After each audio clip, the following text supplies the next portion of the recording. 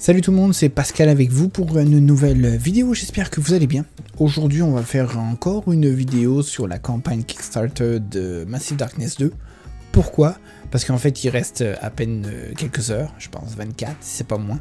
Donc je voulais faire une dernière vidéo, j'en avais fait une présentation au début de la campagne. Puis là je vais faire une présentation sur une analyse en fait finale sur la campagne Kickstarter, parce qu'il y a eu beaucoup de choses qui se sont ajoutées en cours de route depuis le début de cette campagne, et des choses qui n'avaient pas été expliquées, entre autres comment fonctionne le mode campagne de Massive Darkness 2.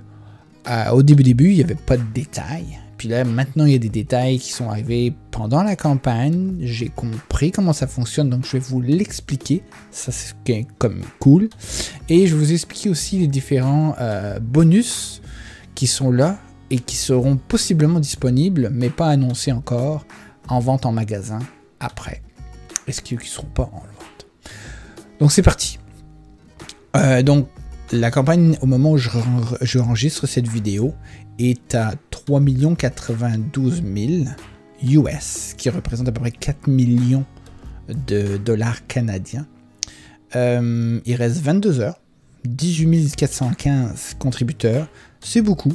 Je ne vais pas comparer par rapport au premier, mais je pense que c'est possiblement plus, peut-être. Je pourrais aller regarder ça, mais c'est pas si important. Donc, si on descend un petit peu sur la campagne, on voit qu'ils ont revampé un petit peu leur page, parce que maintenant, différents pledge all-in sont disponibles avec toutes les options achetables ou les add-ons qui sont optionnels à acheter à côté. Donc ils ont revu tout ça, parce qu'en fait il n'y a plus de add-on, donc comme il n'y aura plus d'expansion achetable pendant la campagne, ils ont tout annoncé les gros paquets pour pouvoir les acheter. C'est des gros montants, hein. On ne sait pas du tout le shipping, combien ça pourrait coûter. S'il y a des gens qui ont eu accès à Hank, la campagne précédente, je pense que c'était celle-ci, ils pourraient essayer de faire des simulations avec leur Pledge Manager pour essayer de voir un petit peu, vu que c'est à peu près la même période ou le même temps, combien pourrait coûter le shipping.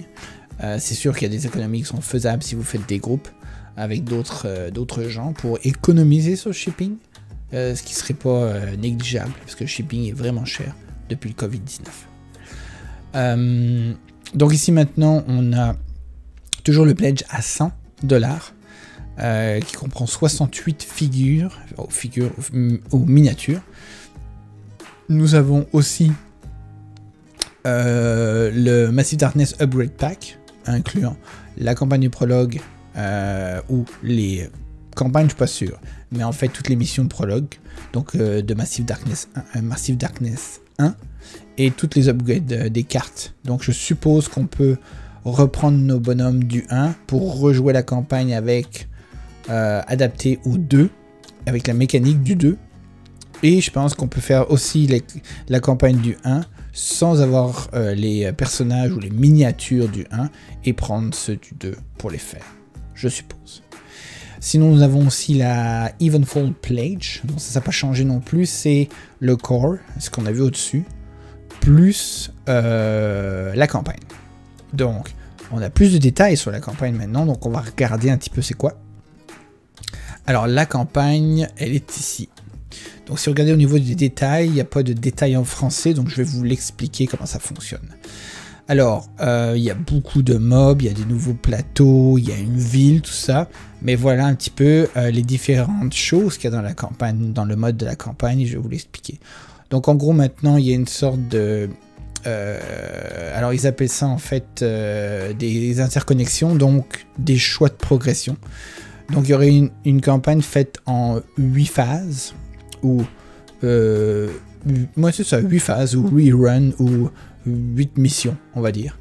Et, ce qui finirait en fait avec des connexions. Donc on commencerait toujours avec la première, ensuite on déciderait, dépendamment de comment on a réussi à faire la mission, ou si des fois on peut choisir nous-mêmes des choix pour les prochains, pour le prochain niveau de la campagne.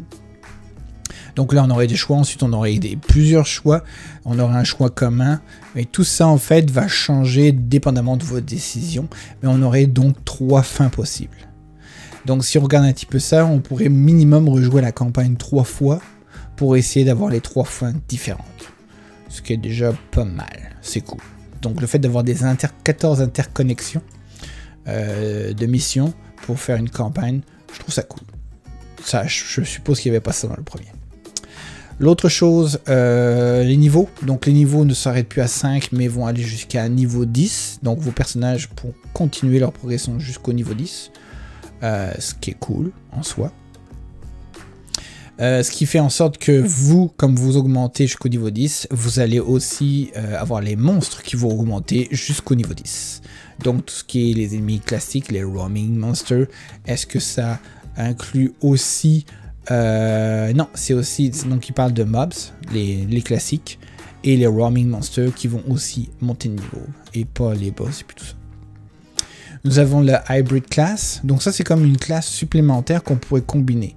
Donc nous avons donc dans notre arbre de talent, d'après ce qu'ils se disent, il faudrait qu'un de nos personnages ou un de nos héros atteigne le niveau maximum sur 2 de nos talents, 2 talents sur les 3 qu'on a, pour être capable d'aller essayer de prendre et de débloquer le Mastery Hybrid Skill, et donc ce qui nous donnerait des combinaisons supplémentaires et différentes pour chacune de nos classes. Donc intéressant. Tu pourrais rester avec toutes les 3 types de skills que tu as, mais sinon tu pourrais en changer avec le hybrid pour carrément changer ta façon de jouer. Étant donné que toutes les classes sont toutes différentes par rapport au premier et sont vraiment distinctes dans leur manière de jouer et dans leurs skills, ça peut être très intéressant au niveau de la rejouabilité de pouvoir refaire le jeu et d'essayer toutes les classes. Et ça c'est cool. Nous avons des sets d'armure aussi dans la campagne et pas en dehors de la campagne. Il faut avoir ce set là si vous voulez. En fait ce pledge là, il y a 2 sets d'armure. Alors ce qu'ils disent c'est que si par exemple vous avez, et on peut zoomer un petit peu, si vous avez 2 items du set, ça vous donnerait des bonus, et si vous en avez 4, ça vous donne encore plus de bonus. Et c'est la même chose pour les 2. Donc on aurait un set qui s'appelle The Hellfire Set, qui est plus sur les dommages de feu et les Fire Token Control, donc le contrôle des Fire Tokens sûrement pour mettre le feu dans les lieux. Et vous avez aussi le Dark Bringer Set, qui lui focus sur le Shadow, donc sûrement plus de... peut-être plus d'attaque ou de défense quand on est dans l'obscurité, et des dommages automatiques d'affliction. Donc ça en fait ce sont comme des buffs ou des choses qu'on pose sur les mobs et qui leur font du dommage au fur et à mesure du temps de façon automatique. Donc il y aurait ça, ces 2 sets là. Il y a aussi la ville. Alors dans la ville il y a plusieurs choses qu'on peut faire, il y a plusieurs lieux. Il y a l'inventeur, le Gambling Alley où on peut, c'est comme une sorte de casino en fait, où on peut jouer à la roulette russe. Non, pas la roulette russe, mais plutôt... c'est pas ça. On peut jouer à la roulette pour essayer d'avoir des choses. On a l'herbaliste, la taverne et le blacksmith. Alors, le blacksmith qui est là remplacerait le blacksmith classique si on n'y va pas en mode campagne. Ce qui veut dire en fait qu'on pourrait échanger 3 items pour avoir un item meilleur. Ou dépendamment si on veut aussi, on peut aller plus haut que ça.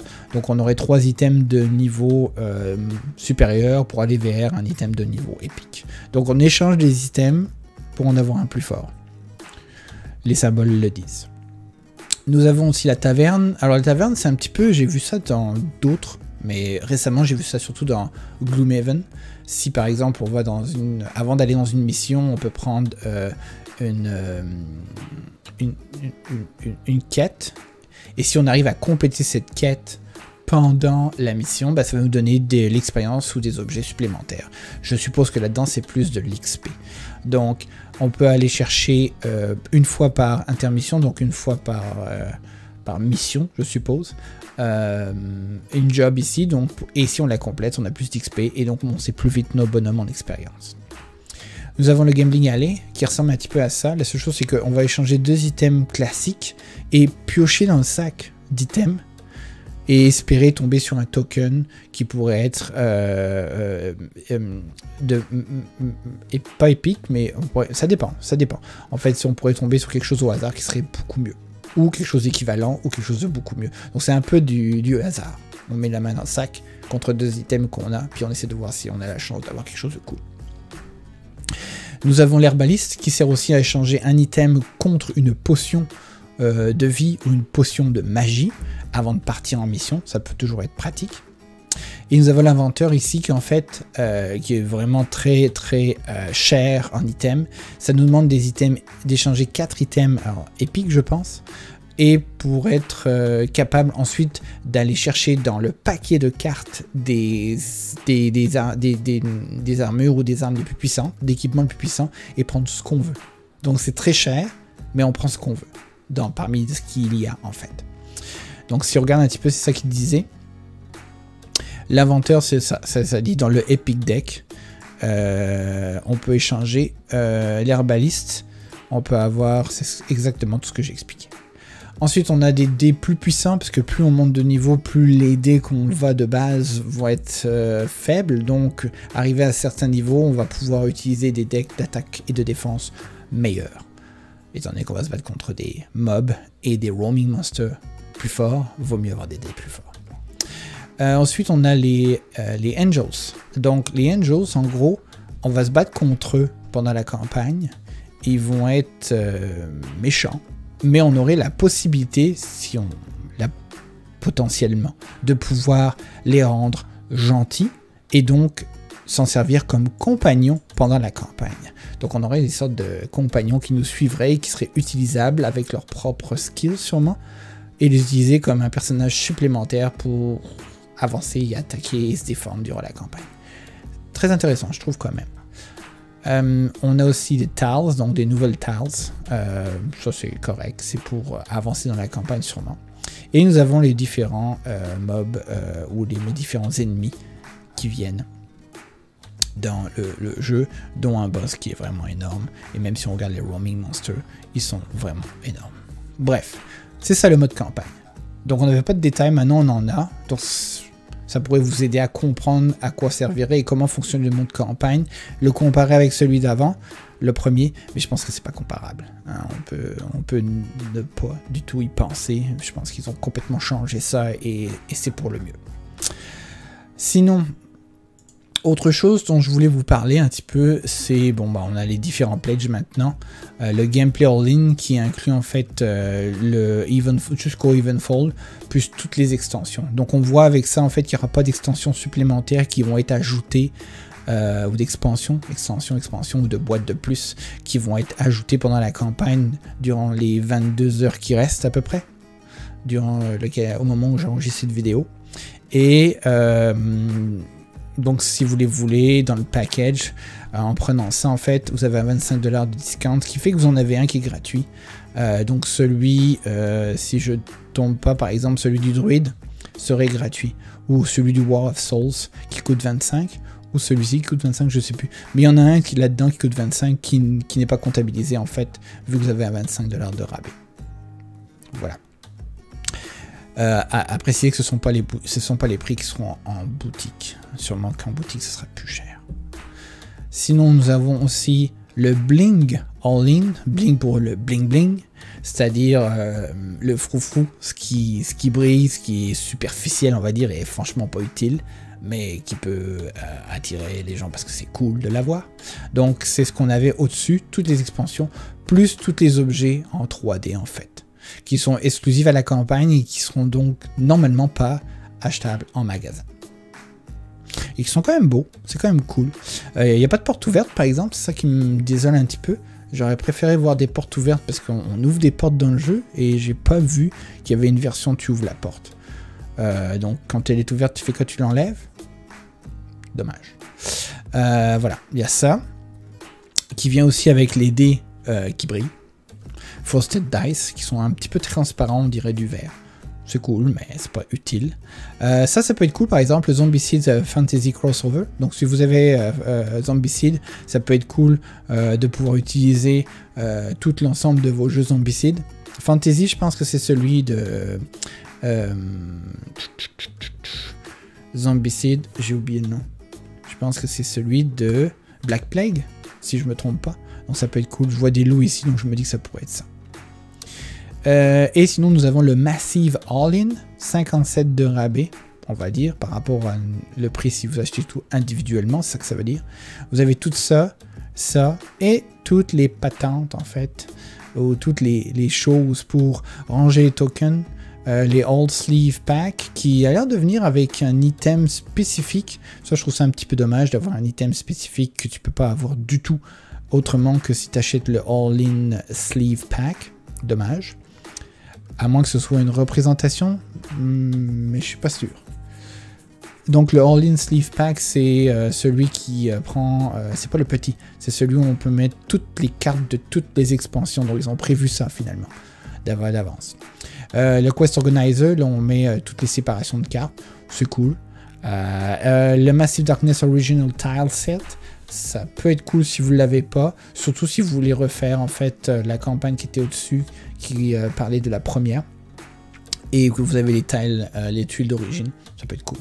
Plus les rewards. Donc c'est toujours plus les rewards, c'est-à-dire toutes les stretch goals. Au niveau de stretch goals, on a 37 figures ici, donc des héros, des roaming monsters et tout ça. Et vous voyez ici qu'il n'y a pas de classe. Ok, ils ne parlent pas des classes dans les stretch goals reward. Et je pense comprendre pourquoi. Donc ça c'est exclusif, c'est sûr ce ne sera pas à la vente. Mais les classes sont pas exclusives en fait. Si on regarde ici dans les daily, on a le Enemy Box Feyfolk. Celui-ci n'est pas exclusif Kickstarter, donc je pense qu'il sera achetable en magasin après. Selon moi, ça peut être une boîte d'ennemis. D'ailleurs, ils ont mis le nom Enemy Box. Ils mettent des noms, donc je pense que ça va être disponible après. Donc c'est juste qu'on l'a gratuitement, mais on pourra sûrement l'acheter en magasin. C'est la même chose pour ça en fait. Et d'ailleurs, on voit tout de suite qu'ils n'ont pas mis le KS à l'intérieur. Et je vais vous le montrer après.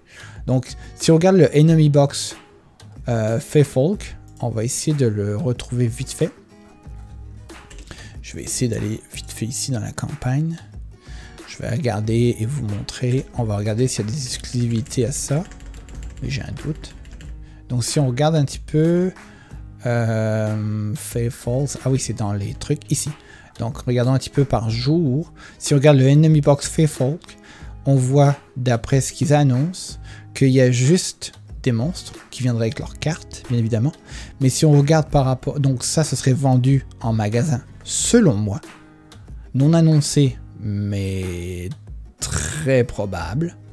Et si on regarde un petit peu ici dans la version Kickstarter, qui vient donc gratuitement, on peut dire, on va avoir le Campaign Brawler for the Outbreak Pack. Je ne sais pas pourquoi il est là, mais à mon avis, ça n'a rien à voir. On a ici les boss dashboard, ça vient avec. Tout ça vient avec.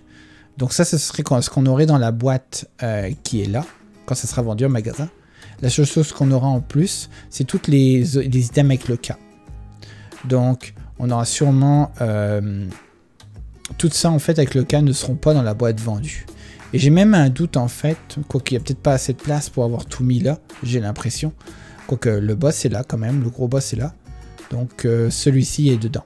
Donc selon moi, le Enemy Box Feyfolk va être disponible en magasin, mais là on l'a gratuitement et en plus avec des exclusivités Kickstarter. C'est ça que ça présume pour moi. Deuxième chose, on a aussi on peut les regarder ici, le Rainbow Crossing. Le Rainbow Crossing qu'on voit ici. Celui-ci est totalement exclusif Kickstarter, donc à mon avis, on ne pourra pas le trouver en magasin. Donc, pour être intéressant pour la revente, sûrement, très recherché pour la revente, même si c'est un peu folklorique. Mais si je regarde ici, on voit bien que tout est de KS. Donc, il n'y a vraiment rien. Même la figurine du Necromancer ici ne sera pas disponible. Et elle est spécifique à cette expansion-là, gratuite. Cool. Intéressant. L'autre chose que nous avons, alors on peut aller ici. Nous avons ici le Monk et le Necromancer versus The Paragon. Donc ça annonce un petit peu en fait. Et on voit d'ailleurs les items qui ne sont pas exclusifs. On voit donc le Monk et le Necromancer, la classe, les deux classes supplémentaires, avec tout ce qu'il faut, ainsi que les deux figurines alternatives pour chacune des classes, et ici un Roaming Monster. Selon moi ça va être disponible en magasin. Donc c'est un cadeau pour la campagne, ce qui est cool, mais ça va être un supplément. Et d'après ce que je comprends avec le prix du druide, qui est la seule classe qui est vendu à part pendant la campagne et qui sera seulement exclusif à la Kickstarter, donc non disponible en magasin, ça a l'air d'être 25 US. Et les 25 US pendant la campagne, qui sont à prix spécial, vont sûrement être un 30 $ US en magasin. Si je regarde un petit peu les autres choses qu'ils avaient annoncées, ils avaient annoncé ici, est-ce que je l'ai? Les choses qu'ils avaient annoncées ici à 25, comme lui, qui n'est pas exclusif et qui passera à 30. Donc, ce que je pense, c'est que le Monk and Necromancer vs The Paragon est une boîte qui sera disponible en magasin au prix de 30 $ US plus tard. Mais vous l'avez donc gratuitement pour cette campagne. Et en plus, vous avez les bonus Kickstarter, comme ici, qui viendraient avec. Donc ce Roaming Monster, c'est Neon, le Naga, tout ça, en fait, seraient des exclusivités qui viendraient pendant la campagne et qui ne seront pas disponibles dans la boîte qui sera vendue séparément. Cool. Beaucoup plus de contenu. Même le Scorpion Boss qui était là. Et la figurine de paladin supplémentaire. Et mais pas lui. Celui-ci sera vendu, c'est normal. Donc voilà. Autre chose qu'on regarde ici, on a ceci qui n'a pas de nom, mais qui est d'autres classes. Donc si on essaie de fouiller un petit peu plus, on descend, on a parlé. L'Enemy Box, on l'a parlé. Sera disponible en magasin. Le Rainbow sera pas disponible en magasin. Mais ici, on a celui-ci. Et pourquoi il n'y a pas de nom? Tout simplement parce que je pense qu'ils n'ont pas fini, en fait. On n'a pas fini de débloquer. Mais ça va sûrement être complet d'ici la fin de la campagne. Parce que ce serait bizarre. Et si on regarde ce qu'il y a à l'intérieur, ça ressemble beaucoup, en fait, à une boîte de classe. Comme le Monk et le Necromancer, qui seront possiblement vendus en magasin après. Pour 30 $, US, je suppose. Donc là, c'est juste que c'est pas complet. Donc là, on aurait le Tinkerer et on aurait le Bard. Tinkerer et le Bard ici, qui sont pas des exclusivités. Donc je pense qu'on va avoir une boîte vendable en magasin après. Et tout ça, ce sont les KS ce sont les exclusivités qui viendraient avec cette boîte-là. Donc non disponible en magasin plus tard. Sauf que ici, si on regarde bien, oh, ils viennent de débloquer en fait. On vient de débloquer pendant que je suis en train de faire la vidéo. Riff, le Bard, donc une figurine supplémentaire de Bard qui ne sera pas disponible en magasin. Et il y avait aussi Daisy, mais ça c'était avant. Donc là on a un Bard supplémentaire. Mais on n'a pas de Roaming Monster ici, qui n'est pas exclusif. Donc si on se fie un petit peu à celui que nous avions ici, ça prenait une classe avec des bonhommes et un Roaming Monster. Donc ce serait donc Monk Necromancer, donc ce serait genre le Bard et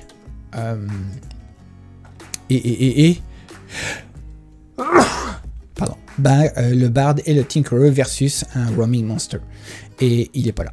Donc sûrement que ça va être débloqué d'ici demain pour avoir une boîte complète qu'ils ont déjà prévue et vendable en magasin après.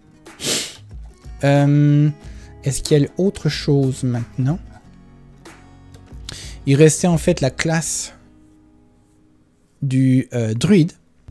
Donc si on regarde un petit peu le druide, c'est une classe exclusive. Donc on voyait le même principe, hein, druide versus un roaming monster. Sauf que là, ils ont mis juste une classe parce que la classe peut être divisée en plusieurs catégories en fait. Donc cette classe-là, pour ceux qui veulent savoir un peu comment ça fonctionne et qui ont déjà joué à des jeux où il y a des druides à l'intérieur, si je fais référence à World of Warcraft par exemple. En gros, 25 $, c'est le prix KS, non en magasin, et il ne sera pas en magasin de toute façon. Et là-dedans, en fait, on a un Roaming Monster.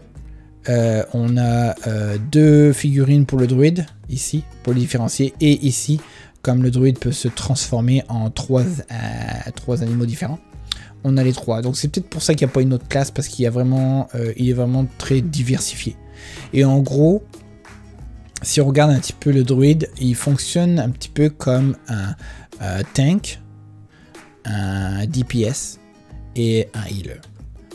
Donc si vous jouez avec lui dans la campagne, dans les missions, dans l'équipe, il pourra avoir ces 3 types de rôles là. Donc il pourra changer et interchanger son rôle et suivant la situation, aller en tant que tank ou DPS ou healer. Ce qui est vraiment très intéressant. La seule chose que je trouve un peu bizarre, bon, l'ours, c'est classique du tank, on l'a déjà vu dans des jeux vidéo. L'aigle, ok. Mais le raccoon pour un healer, je trouve ça un peu spécial. Mais c'est pas grave, hein. C'est le raccoon qui heal. Donc voilà un petit peu les différentes classes exclusives, purement exclusives, et celles qui seront disponibles au magasin, selon moi après. Maintenant, si on regarde un petit peu dans l'ensemble, dans l'ensemble ce qu'il y a, c'est à peu près ça. Je pense qu'on a fait le tour cette fois-ci. Je sais pas s'ils viennent, vu qu'ils ont mis quelque chose, est-ce qu'il y a une nouvelle? On va regarder ça live. Peut-être que oui, un petit 59. Non, ils l'ont pas mis. Ils ont pas mis 59. Je pense qu'ils ont, ils l'ont affiché pour pouvoir, oups, peut-être pour pouvoir, où est-ce qu'il est? Ici. Ils l'ont peut-être affiché parce qu'au début, c'était sombre. Donc là, ils l'ont peut-être affiché pour pouvoir montrer aux gens où est-ce qu'ils s'enlignent avec ça.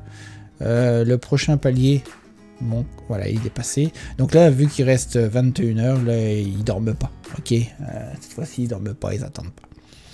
Donc la prochaine, en fait, est-ce que déjà annoncé? Ça m'étonnerait parce qu'on serait à 59. C'est ça.